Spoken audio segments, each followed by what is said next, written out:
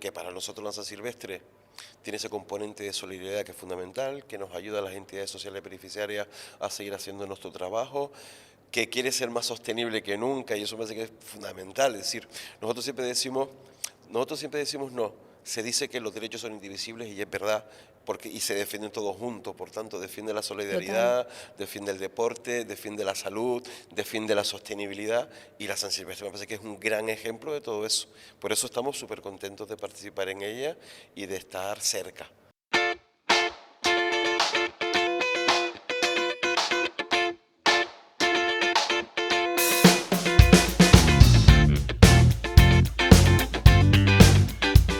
Bienvenido al último podcast del año, el podcast de la San Silvestre de Las Palmas de Gran Canaria. Ya sabes que este año estamos preparados, listos, más sostenibles, más solidarios. Y como siempre, la solidaridad de esta carrera va destinada a distintas ONG y en estos capítulos queremos darte a conocer quiénes son las caras y los proyectos que están detrás de esa solidaridad. Estamos con Juan Carlos Lorenzo, el ex coordinador territorial de SEAR Canarias. Bienvenido. Hola, buenos días. Gracias por la invitación. Por supuesto, siempre eres bienvenido. Además, nos encanta hablar con SEAR Canarias, que es una de esas ONGs que van a recibir la solidaridad de todos los corredores de la San Silvestre y que yo creo que a veces, Juan Carlos, pues no saben qué es lo que hay detrás, ¿no?, de esa solidaridad. Al final, pues en forma de dinero, ¿no?, que se dona a las ONGs, pero que con ese dinero se hacen muchas cosas interesantes. Entonces, lo primero quiero que me cuentes cuáles son esos proyectos a los que va la solidaridad. Bueno, nosotros estamos encantados de participar en la San Silvestre. Para nosotros la San Silvestre es algo que forma parte, yo diría que está del ADN de SEAR. Llevamos unos años, el año pasado no, pero los años anteriores sí, participando, nos sentimos cómodos, nos divertimos, sabemos la motivación que la San Silvestre tiene desde el punto de vista solidario, desde el punto de vista deportivo, desde el punto de vista de la sostenibilidad, y eso casa con lo que queremos ser y con lo que pretendemos ser en SEAR. En concreto, la San Silvestre de estos años y en este año también va dirigido todo aquel beneficio que podamos obtener, ese apoyo a los proyectos de acogida. SEAR gestiona alrededor de 500 plazas de acogida, tenemos nuestros centros, nuestros pisos, nuestros hostales, en el que pretendemos procurar bienestar a la gente, intentar que se encuentren bien, que se encuentren cómodos, seguros y trabajar con ellos, y por tanto la San Silvestre va dirigida a ellos, a aquellos que de manera más íntima, más cercanamente conviven y trabajan con nosotros. Esos centros de acogida que al final pues ayudan a esas personas que están llegando a nuestro archipiélago. Tenemos muchísimas llegadas, a nadie se le escapa que últimamente estamos en un momento, no me gusta la palabra crisis, pero en un momento de repunte de llegadas, sobre todo por la ruta migratoria marítima, ¿no? ¿Cómo están ustedes con todo esto? Bueno, nosotros vivimos con expectación y obviamente con mucho cuidado todo lo que tiene que ver con la ruta marítima canaria. Parece que siempre hablamos de emergencias, ¿verdad? Y todos los años, sobre todo desde los últimos 2020 a la actualidad, estamos en un contexto de emergencia permanente, y esa intensidad de la emergencia es difícil de sostener, sobre todo porque genera fatiga. Y lo que más nos preocupa a nosotros es que genere fatiga en el sistema, tanto las personas que salvan gente como Salvamento Marítimo, en los cuerpos y fuerzas de seguridad, la gente de Protección Civil, Cruz Roja, otras organizaciones, entre ellas SEAR también, que nos fatiguemos. Por tanto, hay que vivirlo con determinación, con entereza, sabiendo lo que estamos haciendo, intentando procurar bienestar y garantizar derechos. Me parece que eso es fundamental. No solo estamos hablando de lo tangible, también hablamos de lo intangible, cómo puedan acceder al derecho de asilo, que sabes que es un derecho que nos preocupa y que nos ocupa con alta intensidad en SEAR, es decir, cómo la gente puede ser protegida cuando está perseguida en sus países de origen o en sus países o en sus lugares de residencia habitual, y lo vivimos como un contexto dentro de lo estructural de una ruta. Es verdad que ha habido momentos en el que las llegadas a Canarias han sido pocas, pero hay otros en los que la intensidad es manifiesta, y eso no sucede por nada, sucede por muchas razones, no solo situaciones de empobrecimiento, de falta de horizonte vital, esperanza, la gente pierde la esperanza, intenta buscarla en otros lados, sino también porque la gente es perseguida y teme por su vida o teme por su libertad. Las situaciones de convulsión, de inestabilidad, esas situaciones de inestabilidad política que está viviendo países como Mali, como en el Sahel en general, también Senegal, hace que la gente se desplace forzadamente. ¿Qué tenemos que hacer? Yo creo que tenemos que hacer no solo solidarios, sino sobre todo generar una óptica de atención y de acogida y de recepción desde la garantía de derechos. Creo que no estamos haciendo un favor a nadie. Lo que estamos es siendo coherentes también con lo que queremos ser y con los valores que deberían ilustrarnos. No estamos haciendo un favor a nadie y en realidad estamos cumpliendo con nuestra obligación, porque al Correcto. hablar de la ruta, pues comentas que al final hay épocas en las que llegan más, épocas en las que llegan menos, pero es una consecuencia lógica de la situación que viven esos países y que en cierto modo y en gran medida la responsabilidad de esos dramas también recae sobre países incluso como España, países desarrollados que están utilizando prácticamente esos países para su propio beneficio, ¿no? Entonces es casi que nuestra responsabilidad, y más como canarios que estamos muy cerquita y geográficamente pertenecemos a África, ¿no? Conocer esta situación y hacer algo para ayudarles. Yo creo que es fundamental, yo he dado en el clavo, es decir, de qué manera también nosotros tenemos que ser conscientes de nuestra corresponsabilidad en lo que sucede. No somos culpables de que la gente muera, pero sí que somos corresponsables de generar una serie de condiciones o de contribuir a la generación de una serie de condiciones que hace que la gente no tenga un horizonte vital en su país de origen o que la gente esté perseguida. Yo creo que tenemos que darle un hervor importante a cuál es nuestra implicación, nuestra colaboración activa en el bienestar de los pueblos, y creo que no lo estamos haciendo bien, eso por un lado. Y por otro, creo que también Canarias, que es un territorio permeable, es un territorio históricamente acogedor para muchas culturas, no solo ahora, en un momento de 30 años o casi 30 años de migraciones desde el continente africano, estamos hablando de algo mucho más profundo y mucho más histórico. Canarias también tiene que resolver qué papel quiere jugar, si quiere ser frontera. Nos limitamos a ser frontera en un contexto en el que lo más cercano que estamos del continente africano, creo que son 100 kilómetros, o también quiere ser vecindad y convivencia. A mí esa pregunta a mí me es importante, y yo creo que para ser es importante, porque dependiendo de la respuesta que demos, es la óptica con que afrontamos la realidad y los retos. Por tanto, el ser frontera o ser convivencia o ser vecindad me parece que es una pregunta, a mi modo de ver, pertinente, porque va a orientar todas nuestras políticas y todas nuestras acciones a saber cómo afrontar esos retos que la realidad migratoria pues nos pone encima de la mesa. La historia de la migración también es la historia de Canarias. Al fin y al cabo, esto mismo que nos está ocurriendo ahora como lugar receptor, pues le ocurrió, por ejemplo, a Cuba en su momento, con la llegada de muchísimos canarios también. ¿Sientes que el pueblo canario se ha olvidado de eso? No lo sé, no tendría una respuesta clara al respecto. El otro día me preguntaron si el pueblo canario es solidario. Yo quiero pensar y quiero decir que sí, pero hay que profundizar un poquito más.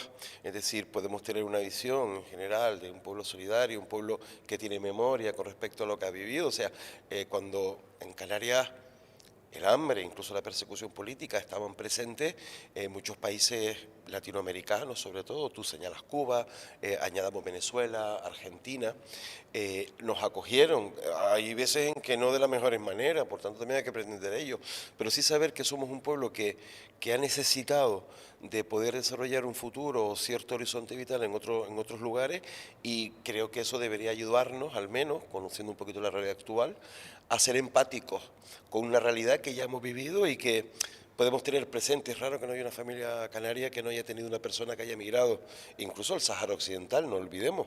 Muchas personas desarrollaron su proyecto de vida hace tiempo en el Sáhara Occidental, que ahora está en cuestión, ¿no? Y nos cuestionamos por qué las personas parten de ahí.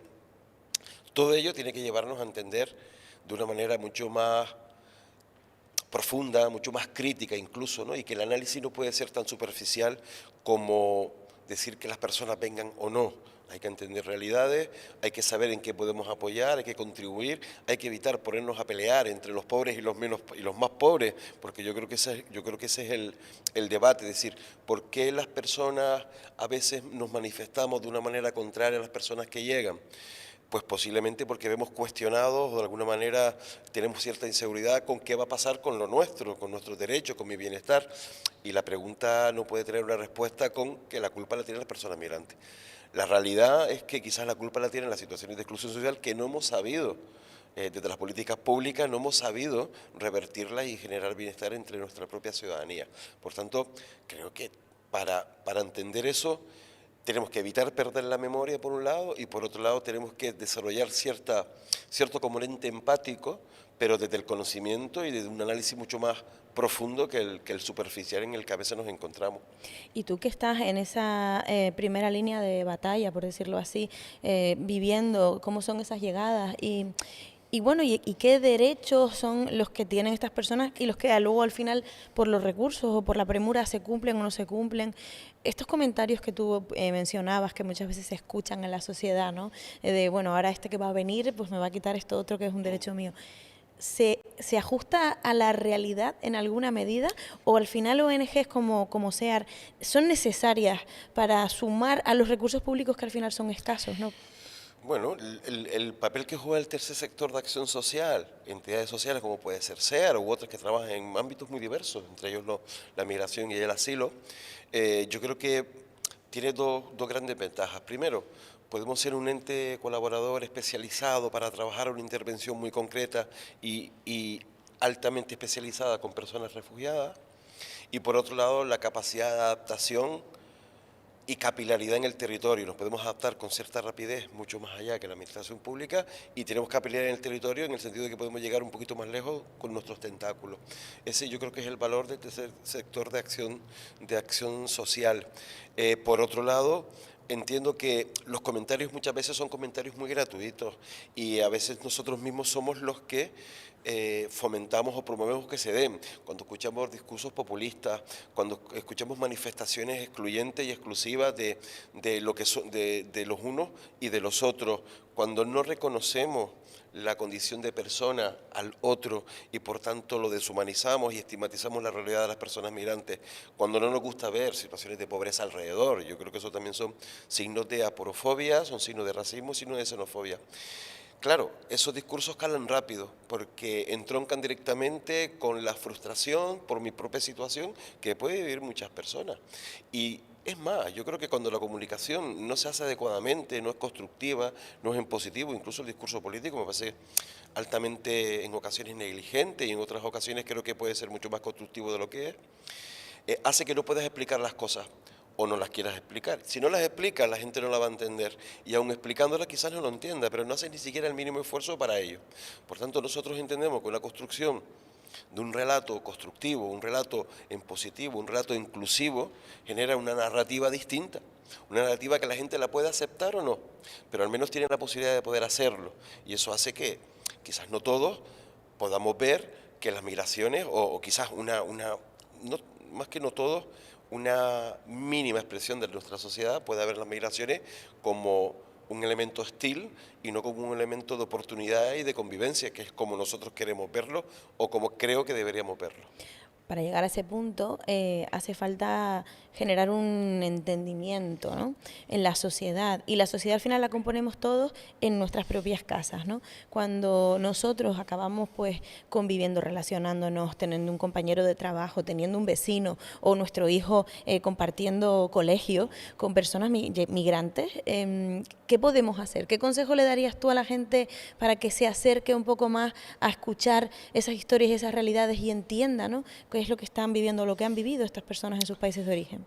A mí me parece fundamental lo que dices y es cómo desde la manera más natural posible, más normalizada desde la propia comunidad, cómo nos podemos acercar a esas realidades. Pues mira, yo creo que la respuesta, intentando huir de ser simple o simplista, diría que acércate al otro, ¿no? Acércate a la otra persona, pregunta, no tengas prejuicios manifiestos, pueden ser que estén latentes, pero no los manifiestes en un primer acercamiento, genera un espacio de confianza, incluso hasta de afecto, de interesarte por el otro, en una relación muy de igualdad, porque eso también es fundamental, es decir, las visiones paternalistas no suelen funcionar en ningún contexto, a mi modo de ver, sino unas relaciones muy de igualdad, muy de cómo nos podemos acercar a las personas sin mayores pretensiones que conocer y a lo mejor puede ser que nos interesen mucho más de lo que nos interesa en la actualidad.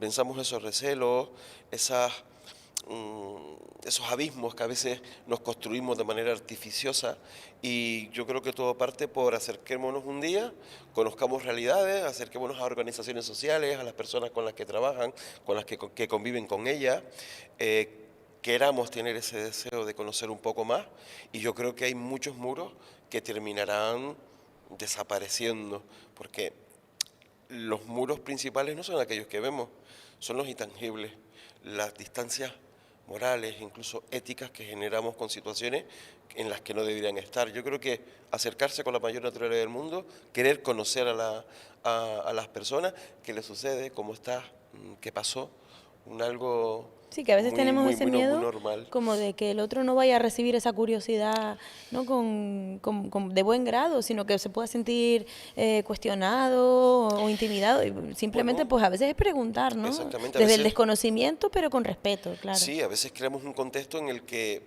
esperamos que la otra persona nos diga de entrada, porque si el contexto es hostil, normalmente la respuesta que vas a obtener a lo mejor no es la respuesta que tú quieres, una respuesta amable, cómoda, en el que te sientas confortable, pero creo que se pueden generar las condiciones, sobre todo en la comunidad. Mira, un elemento fundamental, los niños y las niñas. Ujú. En los niños y las niñas no hay prejuicios. Es que lo viven con una naturalidad pasmosa, ¿eh? Completamente.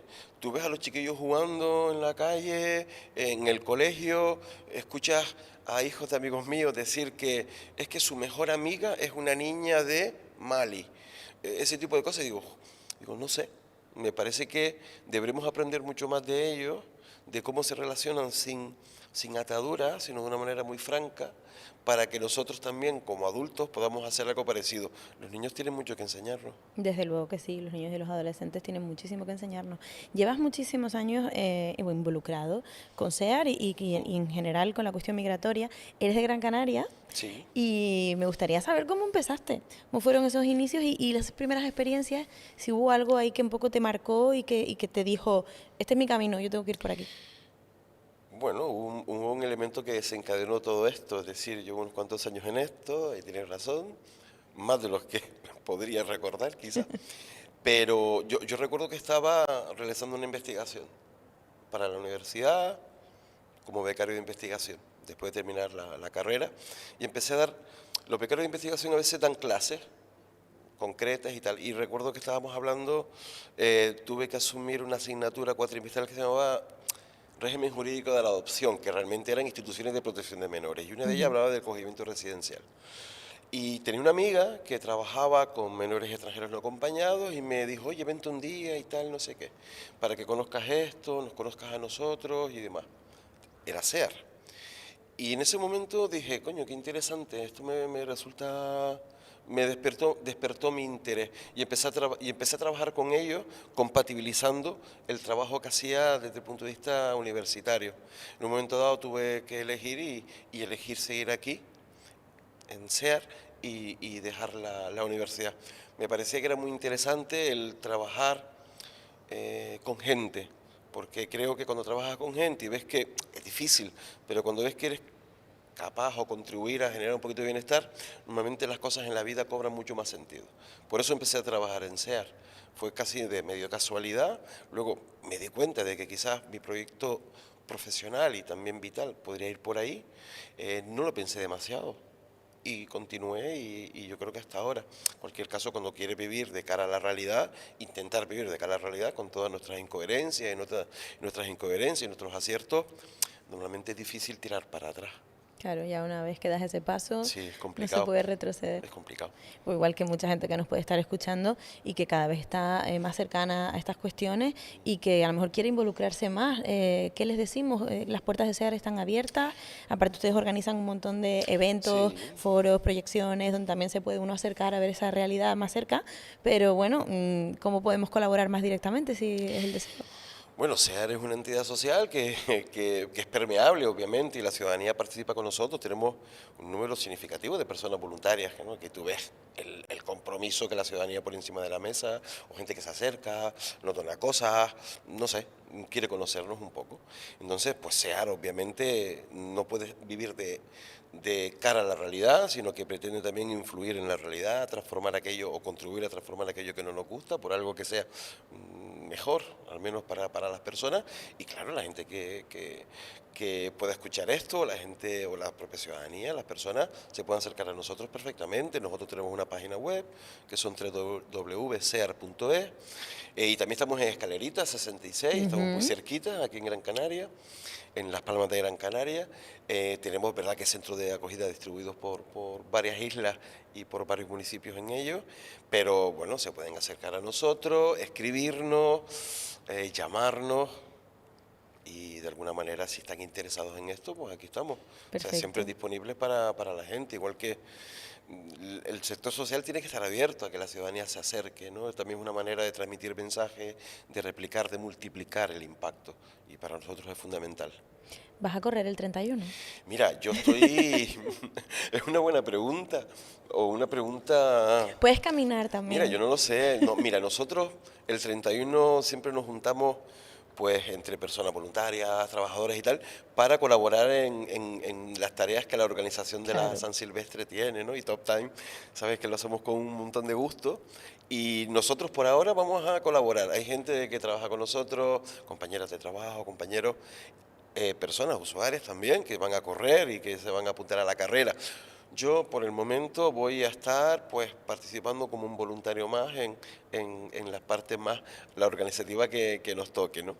Pero sí que invito a la gente a correr, a caminar y a divertirse. La verdad que es un gusto ver la sonrisa, la alegría, no sé, la camaradería de la gente, que van en grupitos. Hay gente que va con sus carritos, con sus mascotas, con sus pelucas, con sus cosas tutú. tan diversas. De todo, de todo. Muy diversas, muy diversas. Y sobre todo en un contexto en el que para nosotros la San Silvestre tiene ese componente de solidaridad que es fundamental, que nos ayuda a las entidades sociales beneficiarias a seguir haciendo nuestro trabajo, que quiere ser más sostenible que nunca, y eso me parece que es fundamental. Es decir, nosotros siempre decimos no. Se dice que los derechos son indivisibles, y es verdad, y se defienden todos juntos. Por tanto, defiende la solidaridad, defiende el deporte, defiende la salud, defiende la sostenibilidad, y la San Silvestre me parece que es un gran ejemplo de todo eso. Por eso estamos súper contentos de participar en ella y de estar cerca tanto de la organización como del evento en sí, de la gente. Bueno, pues esperamos que haya muchísimos participantes. Ya sabes que queremos llegar a 10.000 para que seamos 10.000 más sostenibles, más solidarios que nunca, y que esa solidaridad también vaya para SEAT. Efectivamente, yo creo que 10.000, como que no. Como es una buena cifra, ¿no? Gran Canaria junta 10.000, no solo Gran Canaria, gente que viene de otras islas. Por supuesto. Por tanto, venga, todo el mundo bienvenido, toda la gente bienvenida, y venga a por los 10.000. Muchísimas gracias, Juan Carlos.